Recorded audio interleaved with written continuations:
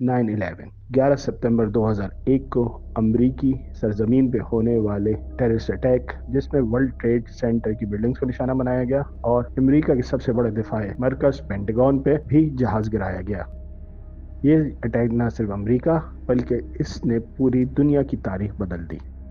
इस बारे में बहुत सारी किताबें लिखी गई हैं, पर आज जो हम किताब आपके लिए लेके आए हैं वो है the dark side, the inside story of how the war on terror turn into a war on American ideals.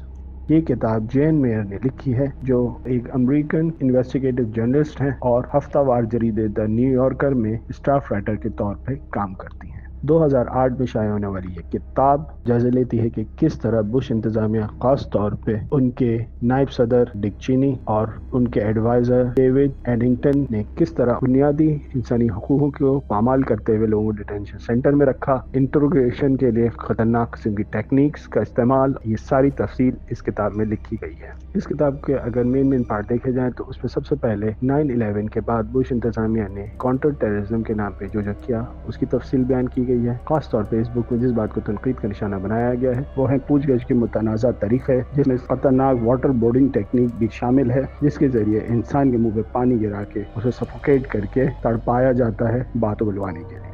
इस किताब में गुआंटानामो बे और दीगर डिटेंशन सेंटर्स में जिस तरह कैदियों को रखा गया, उनके क्या हालात थे, किस तरह उनके साथ सलूक किया जाता था, ये सारी चीज़ें तफसील के साथ इस किताब में लिखी गई हैं। ये किताब इस बात को खास तौर पे हाईलाइट करती है कि नेशनल सिक्योरिटी के नाम पे किस तरह बुनियादी इंसानी हकूक की धज्जियां उड़ाते हुए लोगों की निगरानी की गई और लोगों की प्राइवेसी को इन्वेड किया गया, और क्या अमरीकी हुकूमत के पास ऐसे काम करने का कानूनी और इखलाकी जवाज़ था या नहीं। ये किताब इस नुक्ते को हाईलाइट करती है।